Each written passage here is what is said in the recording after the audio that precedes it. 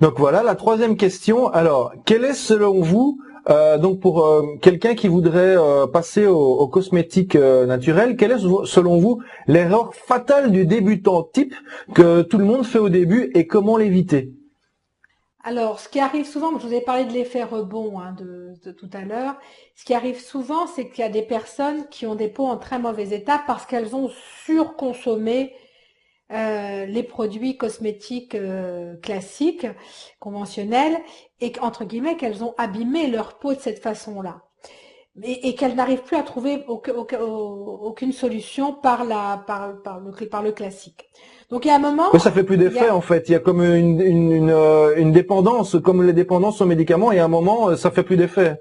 Mm. oui, mais non seulement ça fait plus d'effet, mais en plus la peau est devenue, comment dire, amorphe et à la limite, c'est ce qu'on appelle par exemple des gens qui ont des dermatites périorales. Une dermatite périorale, c'est quoi?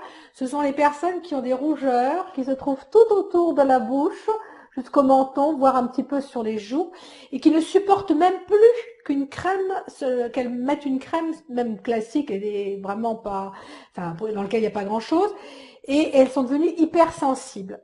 Eh bien, ce sont des personnes qui n'ont pas arrêté de mettre des crèmes de tout le long de leur vie, qui ont mélangé plein de choses.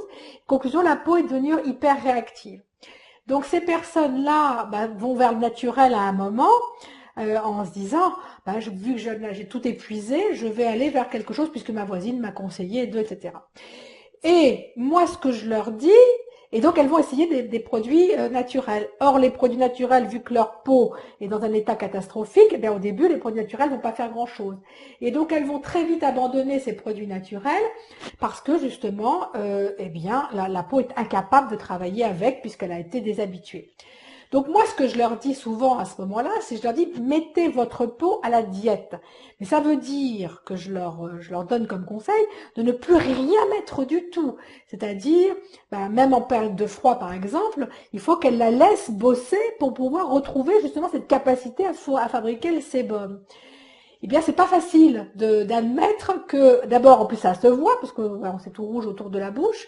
Ben, c'est pas facile pour quelqu'un de se dire, je vais devoir garder ma peau dans un état lamentable pendant plusieurs semaines. Ça peut durer 4, 8 semaines, 10 semaines pour certaines. Jusqu'à ce que tout d'un coup, la peau, et c'est ce qui se passe, hein, la peau va retravailler et elles vont s'apercevoir, ça y est, que la peau revient elle-même en bon état et elles vont l'aider après en mettant des ingrédients naturels. Donc c'est pas, il y a beaucoup de possibilités d'abandon. Alors que ça veut dire que la peau est en train de travailler correctement, mais que d'autres interprètent en disant non, ça ne marche pas. Voilà. D'accord, ok. Mais et quelqu'un qui voudrait tout simplement acheter des cosmétiques naturels, à quoi il doit faire attention? Et il doit regarder les étiquettes, je suppose. Est-ce qu'il y a des labels de confiance ou à quoi on doit faire attention? Alors oui, les labels peuvent éventuellement faire attention pour un label bio par exemple, parce qu'il y a des ingrédients qui sont totalement interdits en bio. En revanche, bon, moi je suis encore plus puriste, on va dire, que les labels bio que je trouve un petit peu laxistes. Mais c'est déjà mieux que d'utiliser des cosmétiques conventionnels, donc on peut commencer par ça. Moi, ce que je recommande surtout, c'est de prendre un peu de temps pour justement bien comprendre comment utiliser ces ingrédients naturels parce que c'est très simple. C'est ça que je veux faire passer, c'est qu'il y a des moyens très simples en prenant un petit peu de temps pour fabriquer soi-même ses propres sérums et totalement les personnaliser par rapport à ça. D'ailleurs, moi, ce que j'ai fabriqué, même, c'est un logiciel qui permet éventuellement d'aider pour trouver les bonnes proportions, pour trouver les bonnes huiles végétales, pour justement adapter le sérum à son type de peau. Waouh, c'est génial ça. Et donc, quel est quel est le meilleur conseil qu'on pourrait donner à quelqu'un qui débute dans la création de ses propres produits cosmétiques naturels? Prenez le temps d'apprendre, ça c'est la première chose, et utilisez, alors soyez très très très vigilant à la qualité de vos produits. Parce que le naturel, c'est normal, ça s'abîme. Puisque c'est du naturel, ça se dégrade, ça fait partie de la vie, hein. Tout ce qui est vivant s'abîme et se dégrade, hein, c'est normal, ça fait partie du cursus. Alors qu'une paraffine, par exemple, l'avantage des silicones, c'est que ça ne s'abîme pas, c'est toujours la même chose puisque c'est mort. Et donc ça veut dire que le choix d'un ingrédient naturel va être extrêmement important puisque c'est grâce aux molécules qu'il contient et qui sont restées dans un bon état que ça va être efficace. Si vous appliquez une huile végétale ou une huile essentielle qui est abîmée, dégradée, etc., vous allez appliquer quelque chose qui ne sera pas bon pour votre peau. Donc soyez très vigilants à la qualité de vos ingrédients. Et comment on peut être sûr qu'elle est de bonne qualité, l'huile qu'on va acheter, par exemple? Ah ben après, c'est une question de confiance. C'est ce que je dis. Ça, quand on me dit, mais j'achète mes huiles chez un tel, qu'est-ce que vous en pensez? Moi, j'en pense rien du tout. C'est ce que je dis. Parce que je ne sais pas comment les personnes travaillent dans leur quotidien. J'ignore absolument. Donc, moi, à partir de là, je dis, si vous faites confiance à la personne parce que vous la connaissez, parce que vous avez un bon rapport, parce que enfin, ce qui est dit vous convient et vous sentez un feeling avec, allez-y. Mais en l'occurrence, il n'y a pas de moyen de savoir si l'huile sera de très bonne qualité puisqu'on ne sait pas comment travaillent les personnes derrière. Or, il y a d'énormes différences de qualité dans les matières naturelles, mais comme au même titre que les aliments. Vous avez des aliments qui ont absolument aucun goût, même bio, on va dire, si je vais jusqu'au bout. Il y a des fraises bio qui ont aucun goût, et ça veut dire qu'elles ne contiennent pas les bonnes molécules, et vous avez des fraises bio. Mon mari cultive des fraises ici régulièrement, mais je peux vous dire, ça n'a rien de comparable au niveau du goût. Et ça, c'est vrai qu'on peut pas le savoir à l'avance si on l'a pas goûté, si on l'a pas testé. C'est plus c'est plus par le bouche à oreille, quoi, pour dire voilà, moi, je connais quelqu'un qui vend telle huile, etc., qui fabrique telle chose, et il est là depuis des années, et ça a des super effets, et voilà, donc c'est plus du bouche à oreille, quoi. C'est comme pour les aliments. Comment vous choisissez vos aliments? Ben, c'est un peu la même chose par rapport, si vous choisissez des aliments de qualité, ben, vous devez avoir la même démarche par rapport à ces ingrédients cosmétiques. Vous nourrissez votre peau finalement, hein. C'est au même titre que vous nourrissez votre corps avec les aliments. On est exactement dans la même situation. Tout à fait. Et comment on peut trouver tous les ingrédients dont on a besoin pour faire un premier produit cosmétique, par exemple? On cherche sur Internet, il y a des endroits spécialisés, comment ça se passe?